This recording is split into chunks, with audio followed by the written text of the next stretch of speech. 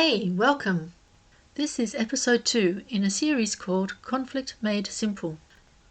The goal today is to learn 2 more easy strategies to deal with conflict situations. Let's begin.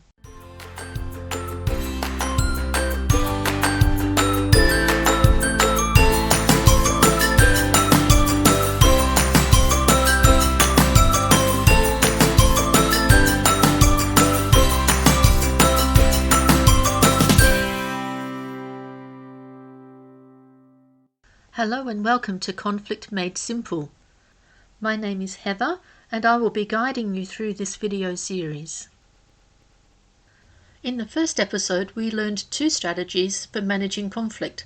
The first, if you recall, was being happy to agree to disagree. The second strategy was to acknowledge what the other person has said and letting them know that you hold a different opinion. So let's get straight into strategy number 3. Have you ever noticed how much body language takes a part in conflict situations? In particular, our facial expressions. Whenever we're chatting to someone, it's the facial expressions that we look to find out if we're being listened to, whether they're in agreement with us, or whether they disagree with us. Now, sometimes what happens in a conversation that ends up in conflict is that we look at their facial expression and interpret it in a negative way even before the person has had a chance to speak. And the situation this especially applies to is when you are making a request of someone or asking their opinion. So this strategy is a bit of a challenge. Strategy 3 is to try and not take any notice of the first facial expression. If you are finding yourself in cycles of conflict with another person based on their facial expressions, what we have to do in that moment is to try and not take any notice of the first facial expression. We have to sit tight through that moment of silence that can be quite uncomfortable. And that's why this strategy is quite difficult to master. In that moment, try to resist the urge to break the silence. So what's going on when people do give that facial expression? The first facial expression is a gut reaction from a person. When someone hears something for the first time, their thinking brain is not yet fully activated.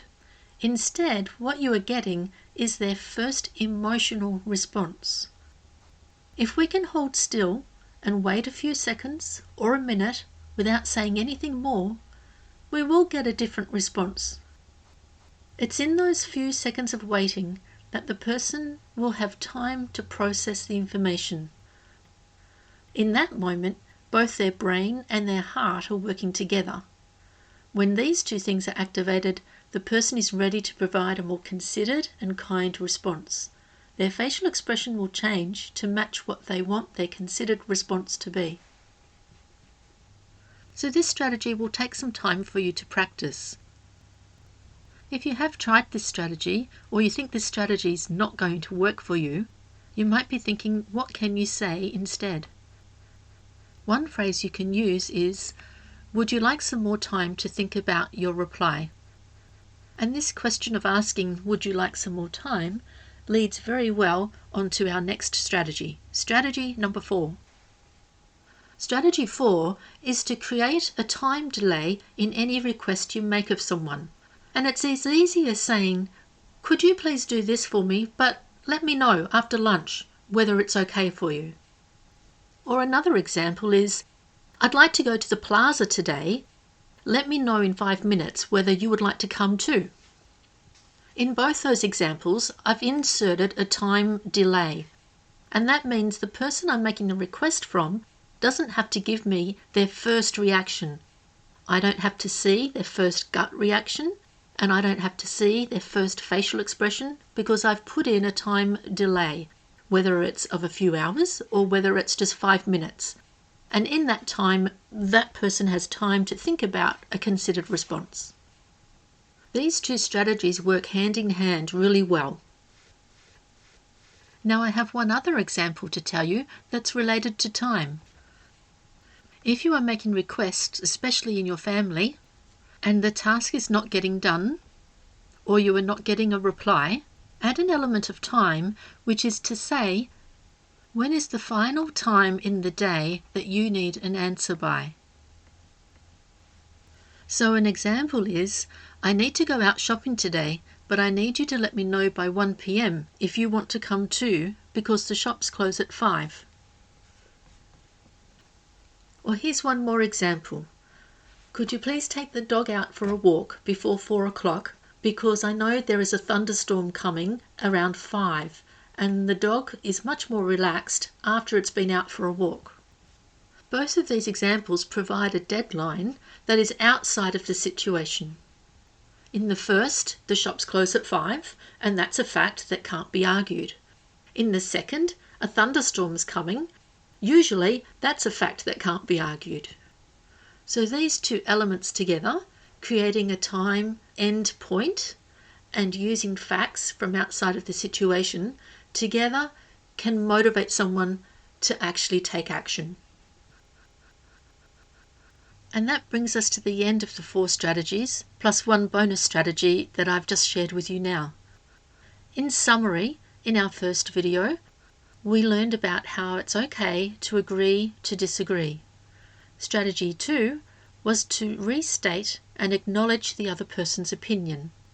Strategy 3 was don't react to the first facial expression. Strategy 4 is to create a time delay to hear a person's reply. And the bonus strategy today, very closely linked, was to create an endpoint in any request you make. Fantastic, you've made it to the end. Thanks for sticking it out with me. If you are experiencing a crisis right now, please reach out and get help. 3 great organisations in Australia include Beyond Blue, Lifeline and 1-800-RESPECT. You can contact Beyond Blue on 1300 22 4636. You can contact Lifeline on 131114. You can contact 1-800-RESPECT on 1-800-737-732. And Beyond Blue has a special line just for callers experiencing mental health stress due to the coronavirus pandemic. You can contact this support service on 1-800-512-348. Thanks for joining with me today. Keep an eye out for more presentations coming to you soon on Conflict Made Simple.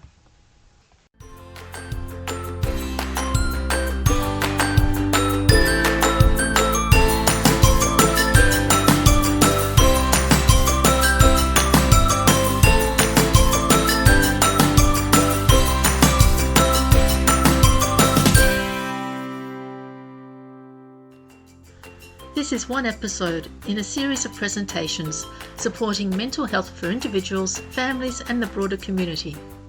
My name is Heather. Thanks for joining me in this series called Conflict Made Simple.